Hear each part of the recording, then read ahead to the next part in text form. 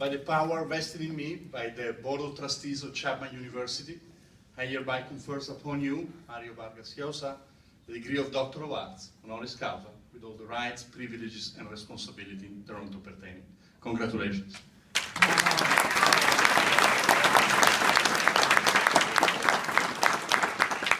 And now, please welcome our newest alum, Dr. Mario Vargas Llosa, for his doctoral address.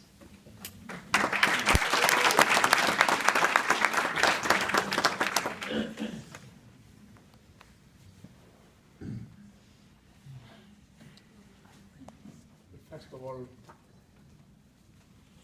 I would like to thank the university, Chapman University, for conferring me this recognition. As you know, writing is a solitary business. You seclude yourself with your dreams, with your fantasies, in order to write a story, a short story, a novel.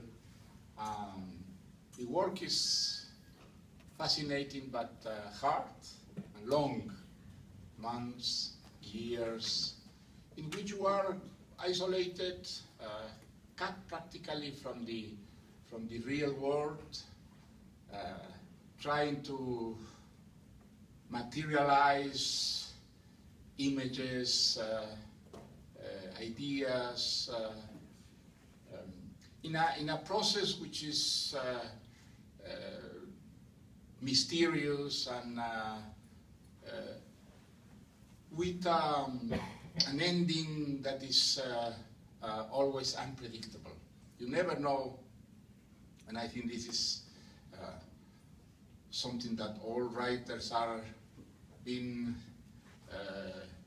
always living with the curiosity for knowing what will happen with the stories, with the characters that you have been producing in this solitude. You never really discovered, but there are occasions, as this one today, which help you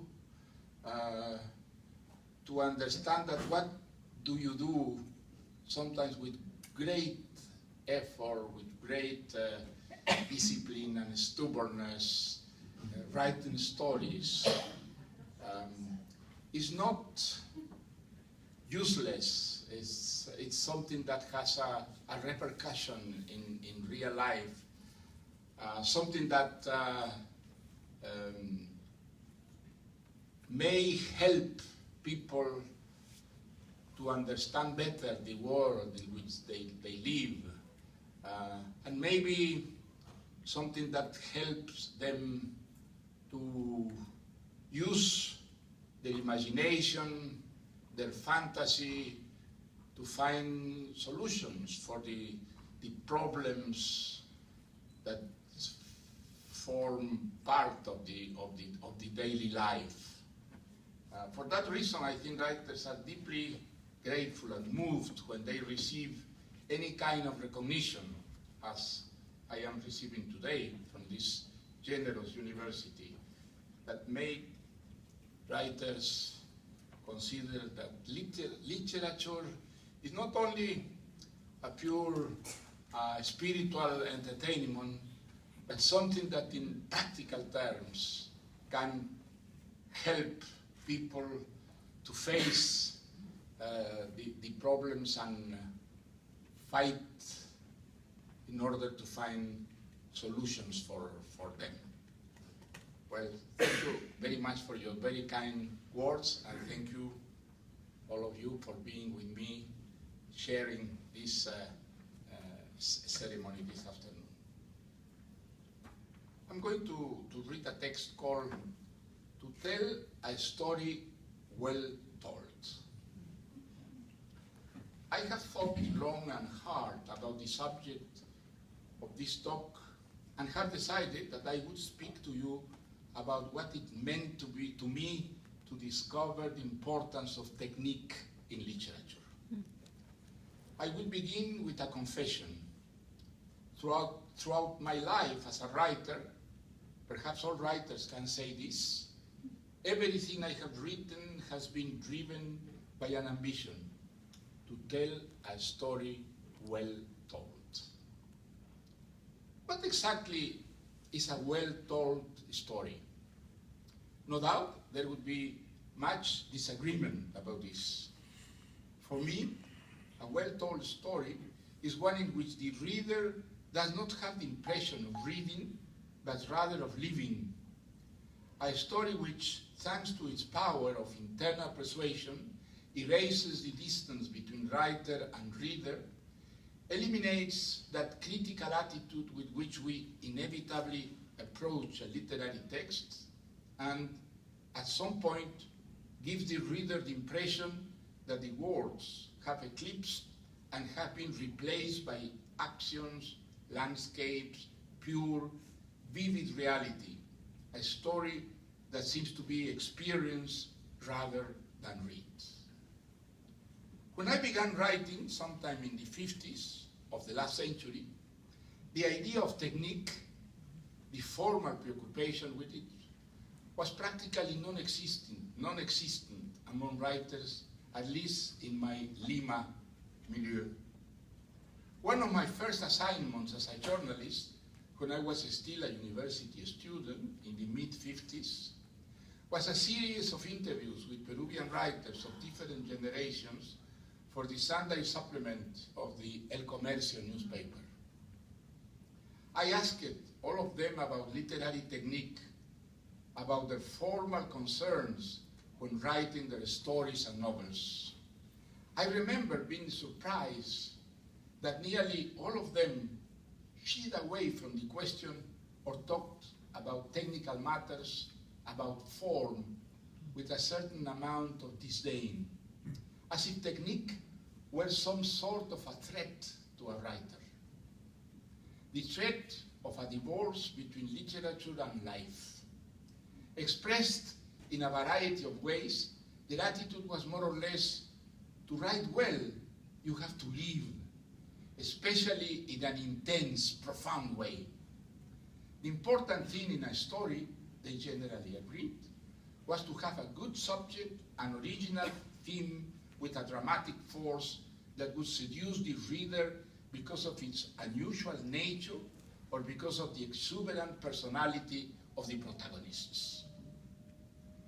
By contrast, I was discovering the importance of technique, of form, to make a story a well-told one.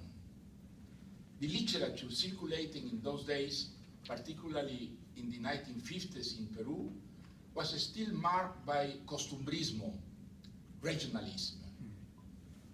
With the exception, of course, these stories exhibit a strange disharmony between what they told and how they told it. In general, they were simple tales that took place in rural areas and whose characters lacked depth. Nevertheless, these stories were written in a bombastic, ornate, and literary style in the worst sense of the word. In other words, the language was artificial and disconnected from the living, common language of the people. I remember that the Cortázars, Julio and Aurora, whom I saw frequently in the early 1960s in Paris, used to make fun of Eduardo Mallea, a celebrated Argentinian writer of the time. They told me an anecdote about him which may or may not have been true, but certainly could have been. Julio and Aurora said that in one of his novels, a character entered the room and, according to Mallea, I quote, permuted the dimness into electric lights, instead of simply saying, turn on the light or switch it on the light.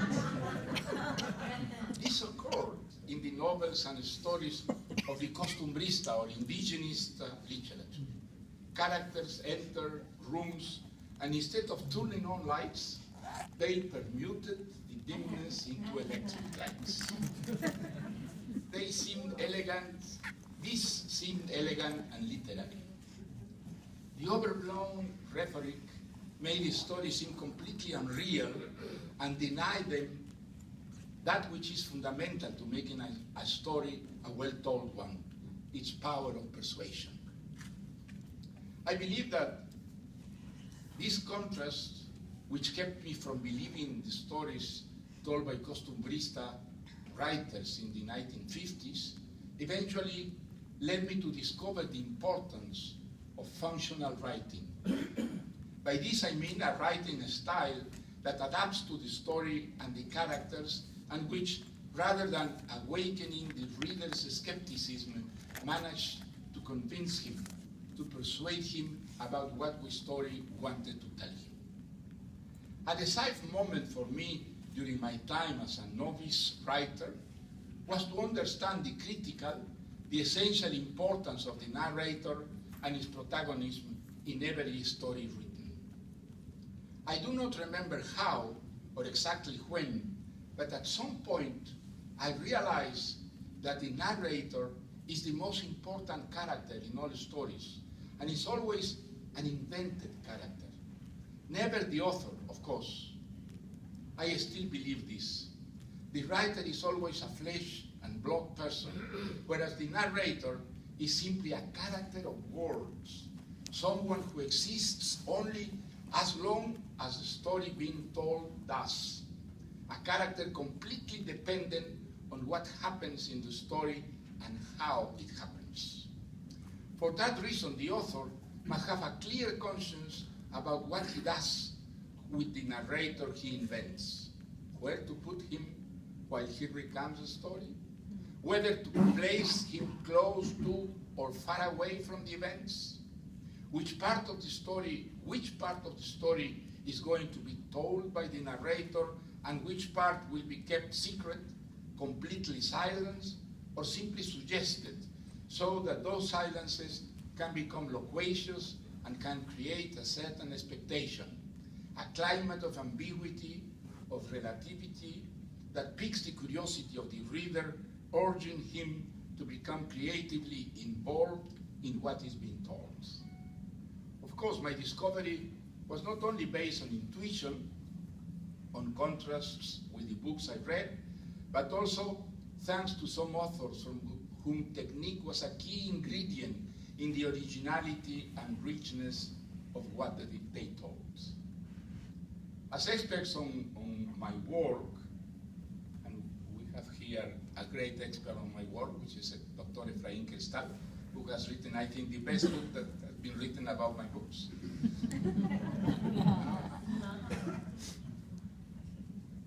As experts on my work have pointed out, William Faulkner had a pivotal influence on me. I remember the amazement I felt when I read Faulkner's first books in the mid-1950s in Lima. I also recall how he was the first writer I read with a paper and pencil in hand, trying to make an outline of those complex structures of his stories. Not only because of the way he played with different narrators, for example, but also because of the manner in which he organized time in his books. After discovering the capital importance of the narrator, I believe that this is the other discovery which for me has been crucial with respect to novelist technique. How time in a novel is always an invented element, just as the narrator is. How no novel, no story reproduces real time. How it is always an absolutely artificial, fictional element, a way of arranging the course of the story, which is always invented. I was about to say arbitrary or capricious, but these are not the right adjectives here, because an accomplished novel, a well-told story, if we can free ourselves from the spell a well-told story has cast on us long enough to conduct an intellectual autopsy on it, we find that time is a completely artificial ingredient. Sometimes time passes very quickly, and sometimes it stands still, doubling over itself, suggesting the idea of eternity, of paralysis, of immobility. In other stories, time continually jumps around, skipping over periods when many things happen that are not told or are hardly recalled. At some point, I became convinced that these were the two key factors in all narrative structure, the narrator and time, the two fundamental pillars of all fiction. As the critics of my work have also mentioned, my encounter with Flaubert was likewise decisive. He is among the authors who have not only given me the most pleasure reading and rereading, but also the one who taught me the best and most about the type of writer I wanted to become. The one I was trying to become without even knowing it, until he opened my eyes and revealed it to me. What most impressed me about Flaubert's novels? Many things. First, perhaps, the building of talent, of genius in his case, based on stubbornness and perseverance. It is very stimulating to discover that a writer not known for his genius, one who did not find writing easy, for whom even a brief text involved arduous effort, that the author of the masterpieces Madame Bovary and L'Éducation Sentimentale had initially been just that, a writer without genius, without talent, for whom producing a simple, elementary literary text required a superhuman effort. For me, that aspect, Flaubert's stubbornness, the perseverance with which he decided to develop talent, even though he did not come by it naturally, to become a literary genius, proved extraordinarily stimulating. As you know, his first works were heavily influenced by the literature of his age. They were minor books that reflected much more reading than actual experience. He was an author who initially had a disposition that would clash with the later Flaubert. He tended toward exuberance, abundance, and rhetoric excess. Some friends to whom he read the first version of the Temptation of St. Anthony destroyed the enthusiasm with which he had written this work, which cost him inordinate time and effort. They told him it was a failed attempt, but he was not defeated, however, nor did it break his determination to become a true writer. The writing of Madame Bovary is exactly that, the stubborn, almost irrational struggle of a young man without talent or genius to develop talent and to become a genius. Fortunately, we still have the letter Flaubert penned to Louise Collet over the 5 years it took him to write Madame Bovary. These letters reveal his almost daily struggle with the angel, as the French refer to the creative process. We see how his originality, the persuasive force of the novel he was constructing truly like an ant, grain by grain, was emerging. He subjected everything he wrote, every phrase, one could say, each word, to a relentless self-criticism. His design was to find the right word for everything he wrote. Flaubert believed that for each idea there was a word that could express it better than any other, the right word, le mot juste.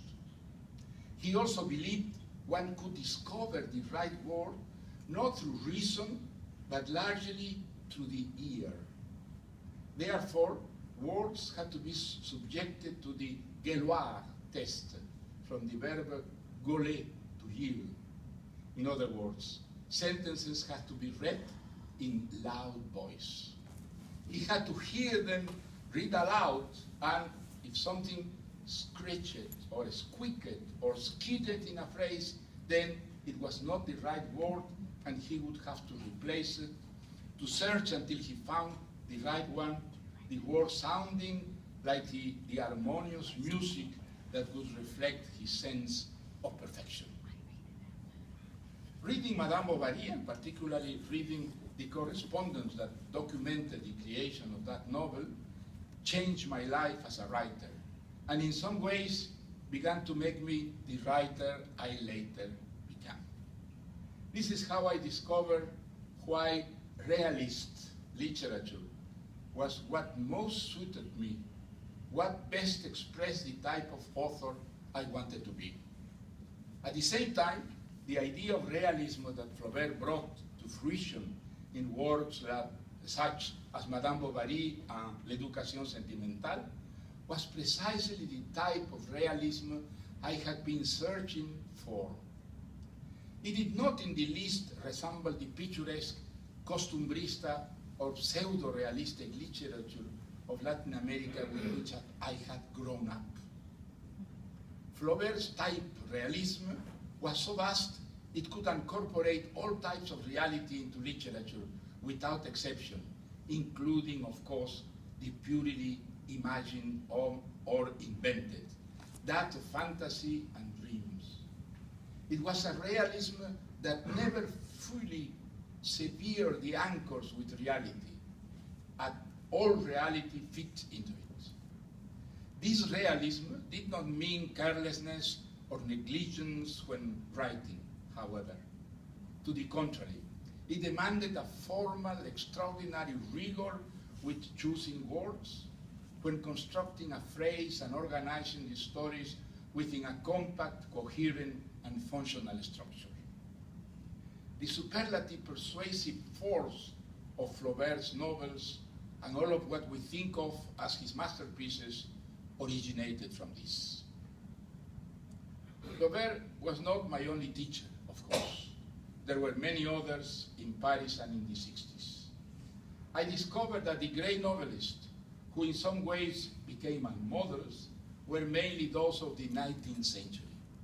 Reading Tolstoy, Dostoevsky, Stendhal, and Balzac not only serves as a rich source of aesthetic pleasure, but also as a school where I learned many of the secrets of my trade. Among other things, I learned the importance of not getting stuck in the past, because narrative techniques evolve exactly like the language of the street does. Thus, since in the 20th century people did not speak the same as those of the 19th century, I could not write a 20th century novel in the same manner as a 19th century novels had been written. Techniques, like words, had to be adapted to their time and had to express the same authenticity as the great literary works of the previous century expressed the authenticity of their time. When I lived in Paris in the 1960s, the spotlight was on a writer's commitment to a cause. Nowadays, young writers are largely unconcerned with this topic. Today, the idea of literature as mainly entertainment and diversion is firmly entrenched, not necessarily in a pejorative sense. Many young writers today think it is naive and pretentious what in the 1960s seemed fundamental to us, that literature could be an instrument for changing reality, for influencing history, for awakening the consciousness of readers with respect to political, social, cultural, and moral issues. Nowadays, anyone who thinks like that seems somehow old-fashioned and is often viewed as an anomaly. Because we live in a culture in which the concept of entertainment or diversion prevails over everything else, the idea of committing to a cause is gradually disappearing. In the 1960s, the issue was first introduced to me in a dramatic way thanks to Jean-Paul Sartre, who had a great influence on my youth. I only began to critically distance myself from his ideas and positions in the mid-60s, with whose powerful intelligence Sartre personified for me Arthur Koestler's definition of an intellectual: someone who succeeds in proving everything he believes and in believing everything that he proves. In the mid-1960s, Sartre became terribly self-critical. The great defender of ideological fiction stopped producing literature, confessed that he had failed, that his writings had not changed history at all, that history has continued its course, one far short of expectations. Consequently, his fundamental idea that words were acts, that one could change history through literature, was a deeply flawed one. Those were years in which a whole movement, which finally proved ephemeral, but which was very present in the literature of the time, the Nouveau Roman, of Robert Grillet, of Nathalie Sarraute, of Claude Simon, vindicated formalism, the well-known Purism movement. These authors claimed that literature was not written to change life, but rather to explore new forms, to transform language into a world of beauty, of a spiritual or aesthetic movement. It was the beginning of a process which would finally proclaim with considerable pride the total divorce of words from life, and would make literature a reality apart, referring only to itself.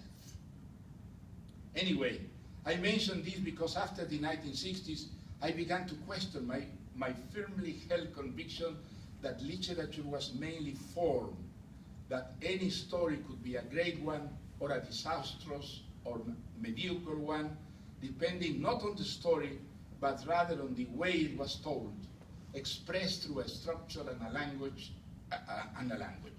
Eventually, I came to the conclusion that I will briefly summarize. It is not true that all stories are equal in literature because everything depends on form. I believed that for many years, but no longer do. Some tales are more important than others. There are stories with a common denominator that enables us to participate in a shared heritage, regardless of the tradition from which we come, the culture to which we belong, the language we speak, and the stories we all know.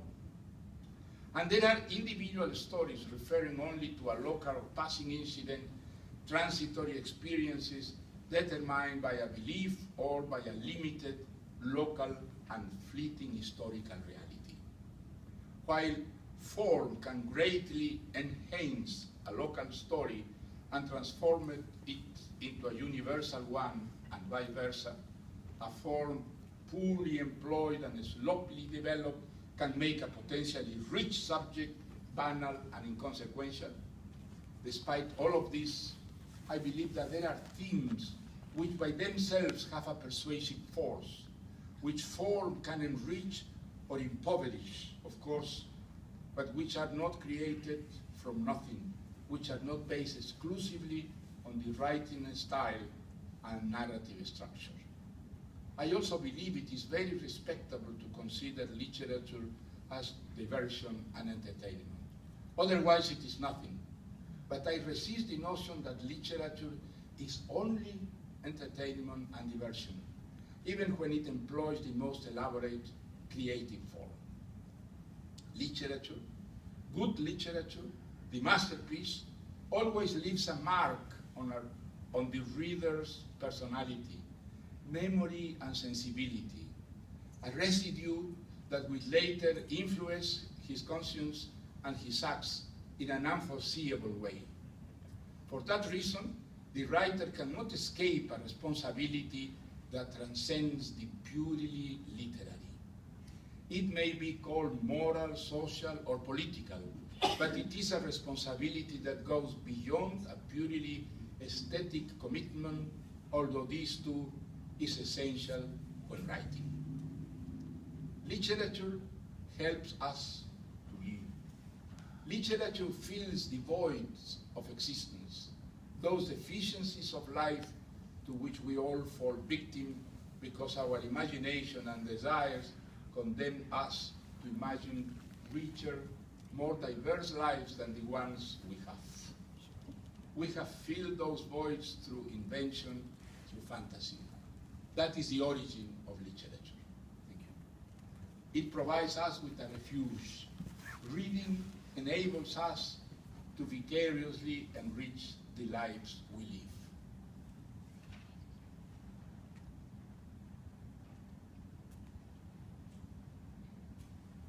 At the same time, literature is a wonderful expression of human liberty. Few genres express that liberty as well as literary fantasies do. In great books, in the masterpieces of literature, we discover everything we wanted to be. We must invent it to experience it through lies because our lives do not mesh with the truth. It is not possible. We cannot experience it. For that reason, literature is the great accuser, the great interrogator in the story of how societies throughout civilization have never been able to definitively placate the aspirations, ambitions, and appetites of human beings. Thus, we feel obligated to invent parallel lives, lives of lies, which fill the voids of our existence. These express an ideal, the dissatisfaction of human beings with their condition, with their environment, with their society. Literature is an expression of human liberty and a continual demonstration of that critical attitude which has driven progress and civilization. Perhaps the last thing I owe Flaubert is his having taught me that, these are his words, literature is a way of life. At the time, this was not as true for me as it would be later. When I first read Flaubert, for obvious reasons, I had to devote many hours of the day to earning my daily bread in ways with which I did not feel at all identified. But Flaubert's phrase has always stuck in my mind until, fortunately, life began to allow me to dedicate myself increasingly to literature. My life has become what Flaubert said, writing a way of life. Of course, for me, writing a story involves taking many notes, toiling, correcting, redoing, but the truth is that it is still much more than all of that. What is fascinating about embarking on a literary project is knowing that the project will gradually occupy all of my time, invade me, colonize me, my daily life, until at a given moment it will take it over completely, to the extent that I will feel that everything I do is absolutely channeled, oriented toward what I am writing. The only time I had a long talk with a Spanish writer, Juan Benet, at a Maya restaurant on Las Ramblas in Barcelona, he told me something that made me laugh. He said, "They told me you impersonate your characters, that you disguise yourself to write. Do you really have fake noses and hats?" I told him it was not true, that it was a funny, clever story someone has made up. Of course, I stole the idea and put it in a novel, Julia and the Scriptwriter, where the scriptwriter, Pedro Camacho, a radio drama writer, dresses up like his characters to get to know them better. But something has happened over the years. When I write a story, I begin to infect myself with the environment, the characters, the world in which the story transpires, to the extent that I sometimes feel like an exile, a man outside of my natural element, of the real world in which I live. This happens because I identify so much more with and feel closer to that world in which the story I am writing is occurring, or in the which I want it to occur. So posthumously, Juan Benet was right. I go to the extremes to camouflage my own life to better invent the life of my stories. Undoubtedly, it is what all authors do, and surely it is the only way one can achieve the ideal of all writers, to tell a well-told story. Thank you.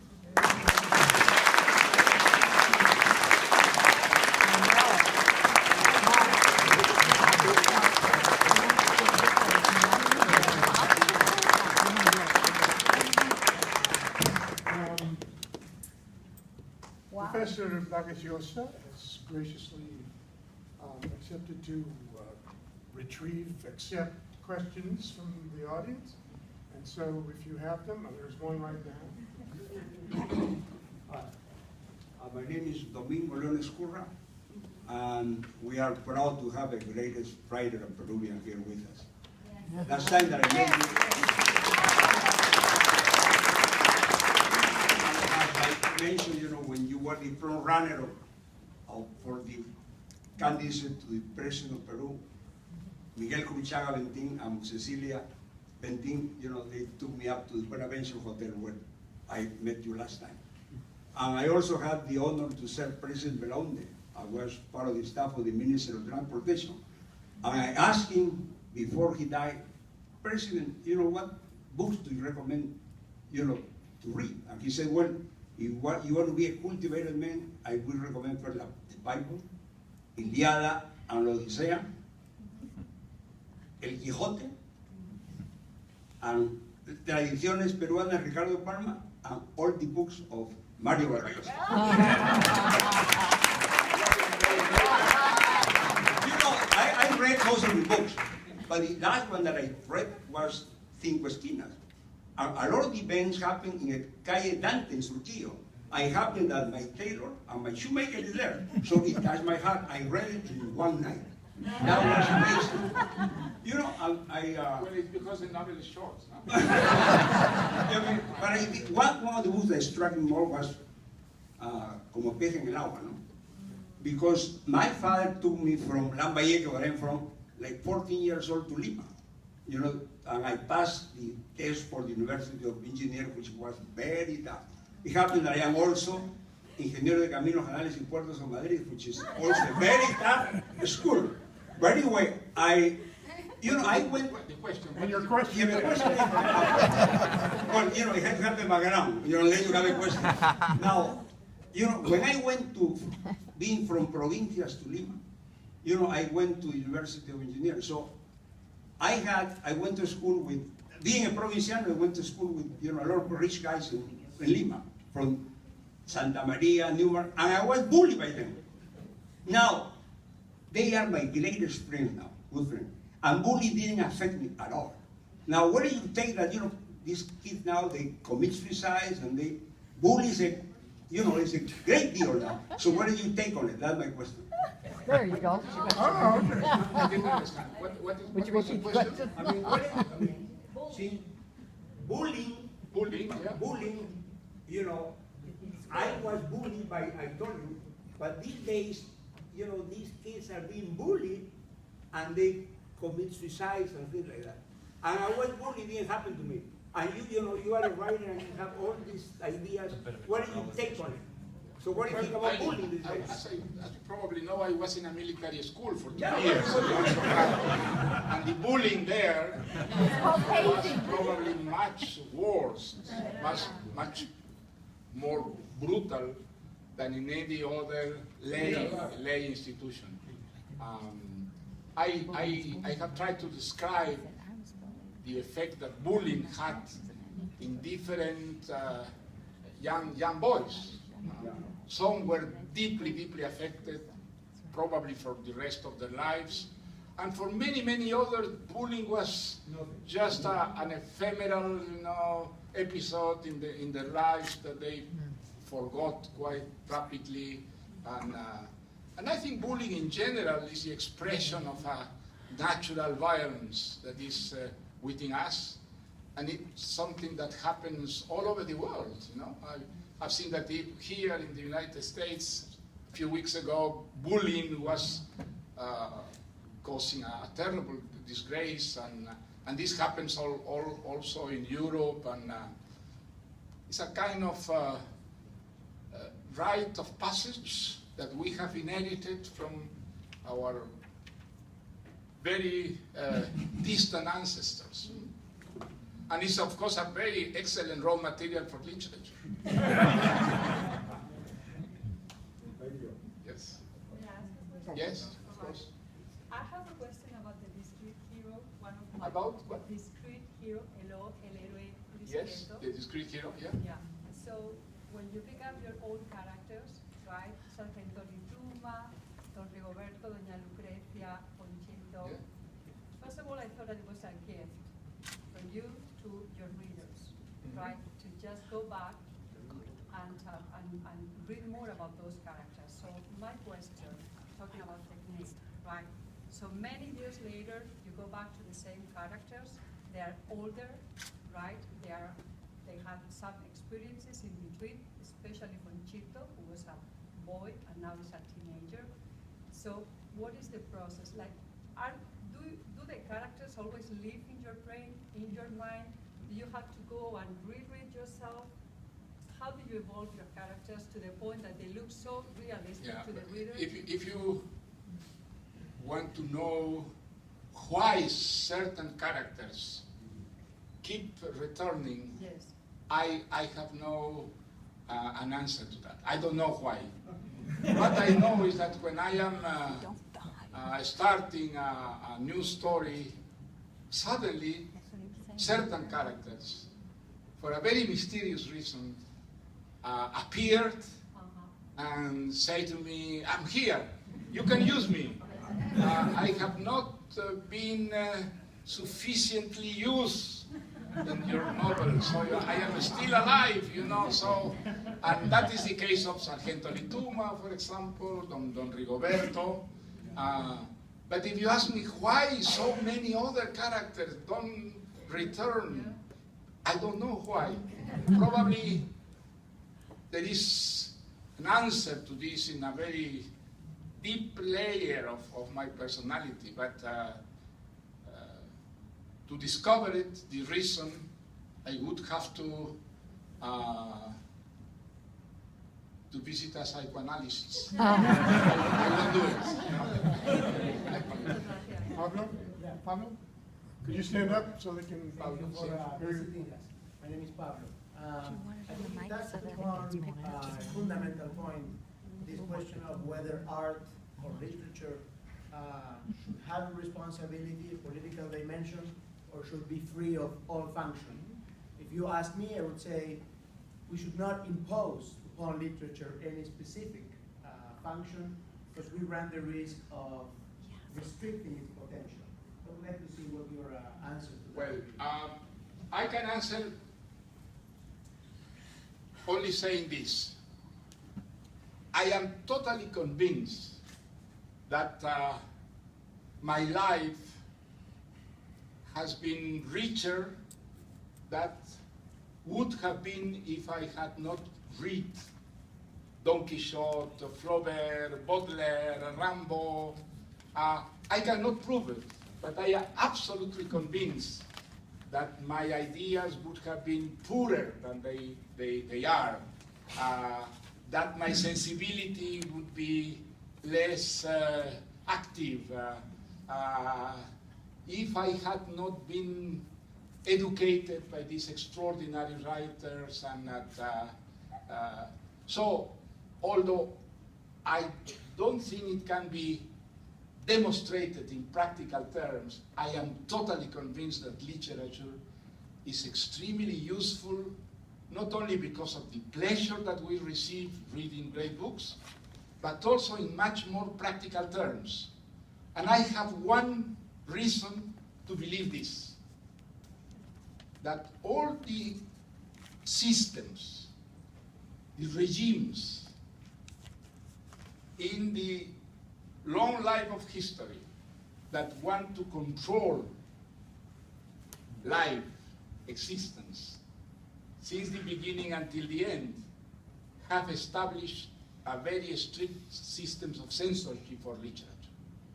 So, all tyrannical, dictatorial, authoritarian, totalitarian regimes have been very suspicious of literature. As in literature, they perceive a danger for what they want to do with life. And I think, in this sense, they were always right. I think literature is an extremely dangerous ingredient to demonstrate that life cannot be totally controlled as these regimes would Let like. me rephrase the question then. I understand that literature does have a political power, but should it have it? Should literature have a political responsibility? I think literature is something that needs freedom to breathe, to develop. And so literature is very sensible when freedom starts to shrink.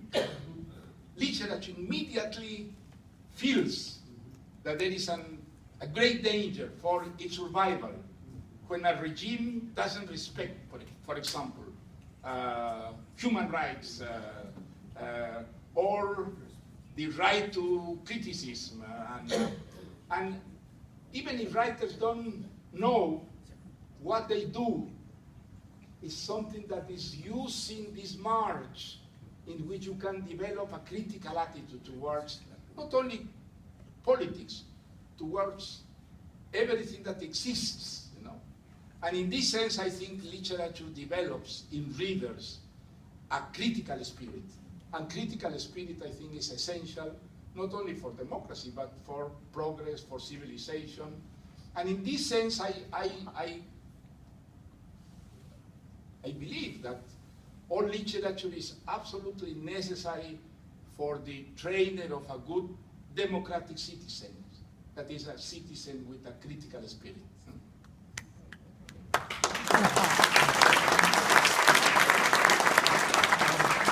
I've been instructed that if you want to ask a question, you should use the microphone, or else I'll get kicked out of the room. I'm the dean of the law. No, so it can be picked up for the Really great to have you show. here. I'm from Peru too. I'm a business graduate from the. A little bit louder, please. Oh, sure. I'm a graduate from the university. I'm also from Peru, and as a great connoisseur of Peruvian literature and also Peruvian society and Peruvian economy, I wanted to ask you, especially after the most recent election that we had in Peru last year, what will it take for Peru to now be considered a first world country? ¿Quiere repetir la pregunta, por favor? ¿Qué tomaría para que ahora en Perú, el Perú sea considerado como un país del primer mundo? Después de la... Well, it is not yet. It will come, I hope. But it's not yet, you know, it's not yet. It will come if the Peru is doing well since year 2000, after the collapse of the dictatorship. Peru has been progressing economically, socially, culturally. So it's doing well. It's one of the Latin American countries that is doing well. So if the progress continue, we live in a time in which probably we can develop progress with such rapidity that never in the past was possible. Now it is possible. I think because globalization. I think globalization has helped countries in an extraordinary way to progress rapidly. Let's hope in the future Peru will come first world country. It was Peru a first world country before the arrival of the Europeans. I think we have time for one more. Would you like to go to the microphone?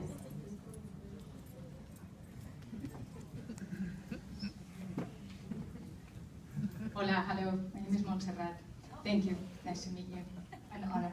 I wanted to ask you, how did you, through the years, remain faithful and committed to your art, to your writing, with all the pulls and all the temptations in life? You know, money and work.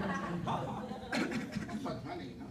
I mean, money in terms of, you know, making a living and just all the pressures that you always tempted. even though you know you have to be doing your writing. But so did you ever feel that pressure, and how did you fight it? How did you continue to do yourself in your writing? Well, writing for me is my way of living, as I said. You know, it's when I started writing, it was unthinkable for a Latin American writer to live out of his writing. It was impossible. There was very few, probably one, two.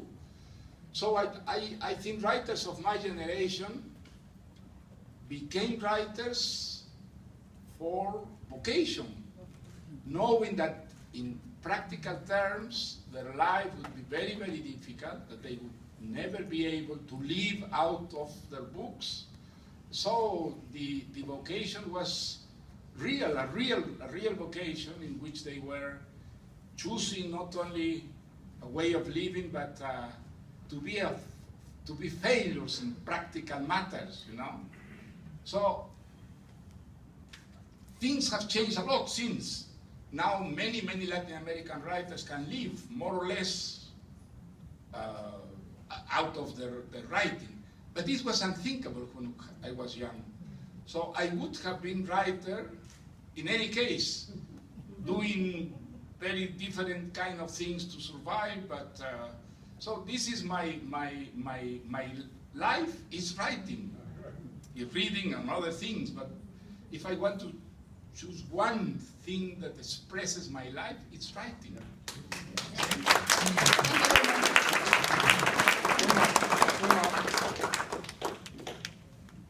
Mario Vargas Llosa, thank you for coming and sharing all these powerful thoughts. My name is Borja Leon.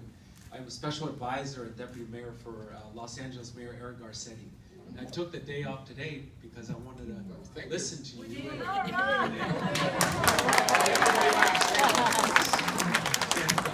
It's a heroic friendship, you know.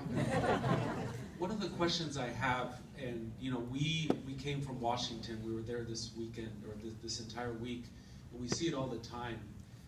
Immigration is a big issue for this country, and you see it also in Europe, migration from the Middle East to Europe, but we're also seeing it in Peru. We're seeing immigration coming from you know, Venezuela, the regime of Hugo Chavez and now Maduro. A lot of Colombians coming to Peru. Where do you see this? What is your interpretation? What the immigration is gonna, you know, how's Peru gonna be in the future with this immigration influx? Is it gonna be accepted? Is it gonna be rejected? How do you see this as a, you know, maybe futurist, if you will? Well, you know, there is a paranoia now with immigration, not only in the United States, all over the world. In Europe is more or less the same. There are this idea, which is completely false, it's wrong, that the immigrants come to the countries and they take jobs from the nationals because they accept any kind of salary. That immigrants are criminals, as President Trump said, you know, you remember. Criminals, they come to rape women, they are drug traffickers. All these is stereotypes. These are very ancient stereotypes. The idea that if a country has problems, the problems are brought for the other, for people who don't have the same gods that we have, for people who don't speak the same language that we do, people that don't have the same uses that we do. If there is a country which is a living contradiction of this prejudice, is United States. United States is a country of immigrants. Immigrants have transformed this country in the extraordinary country that it is. So if there is a country in the world in which the idea of the immigrant should be very positive, enthusiastically positive, is United States, you know. All the sociologists, all the surveys that have done, and there are so many, demonstrating unequivocal terms that immigrants give countries much more than what received from them. And United States is a fantastic example of this. So, on the other hand, immigrants are not stupid people. They are humble, poor people in many cases, but they are not stupid. They don't go where they don't are needed. They go where they are needed. Because people are countries that progress, that are civilized, means this is something that means that many people are not ready anymore to do certain kind of jobs and provide certain kind of services. And these are the voids that the immigrants come to fill, to fulfill. And all the economists, all without exception, from the left, from the right, say that first world countries need immigrants if they want to keep their high levels of life. This is an essential necessity for developed countries. So we must fight these ridiculous prejudices against immigrants. Immigrants are poor people, yes. They are expelled from their countries for economic reasons, for political reasons.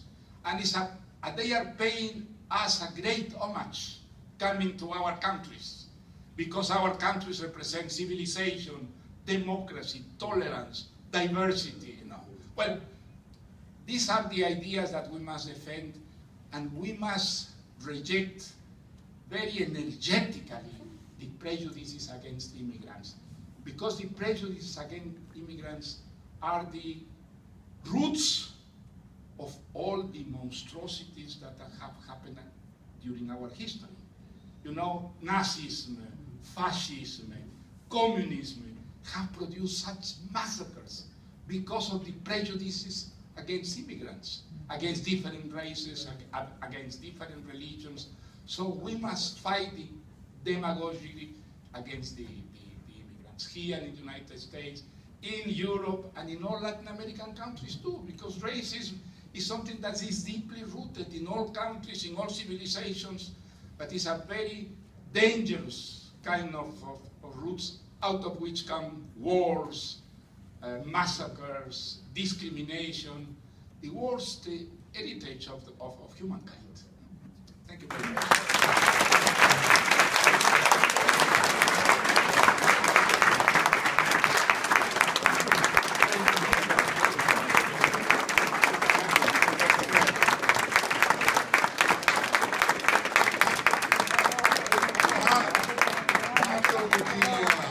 Happy to sign books outside. Whenever, if you have them, or if you want to buy them. Oh, okay.